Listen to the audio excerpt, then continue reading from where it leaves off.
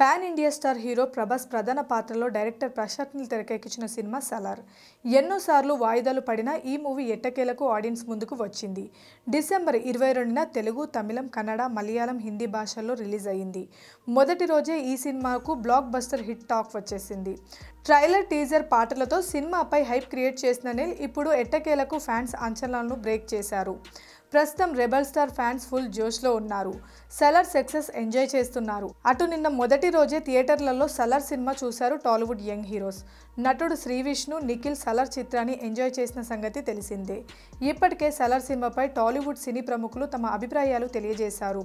తాజాగా మెగాస్టార్ చిరంజీవి సైతం సలార్పై రివ్యూ ఇచ్చారు. ఇక చిరు సినిమాల విషయానికి వస్తే చివరిసారిగా బోలా శంకర్ సినిమాలో నటించారు. మెహర్ రమేష్ తెరకెక్కించిన ఈ సినిమా బాక్సాఫీస్ వద్ద డిజాస్టర్ అయ్యింది. ప్రస్తుతం బింబిసార మూవీ డైరెక్టర్ వశిష్ఠ దర్శకత్వంలో కొత్త ప్రాజెక్ట్ స్టార్ట్ చేశారు చిరు. ఈ సినిమాకు సంబంధించిన అన్ని వివరాలు తెలియాల్సి ఉంది. అలాగే ఇందులో చిరు జోడీగా త్రిష నటించనున్నట్లు టాక్ వినిపిస్తుంది. ఇది ఎంతవరకు నిజమనేది తెలియాల్సి ఉంది. Please subscribe Pragna media. Please like, share, subscribe to Pragna Media. Pragna Media, please do like, share and subscribe. Please subscribe to Pragna Media. Please like, share and comment if you like the video. Pragna Media.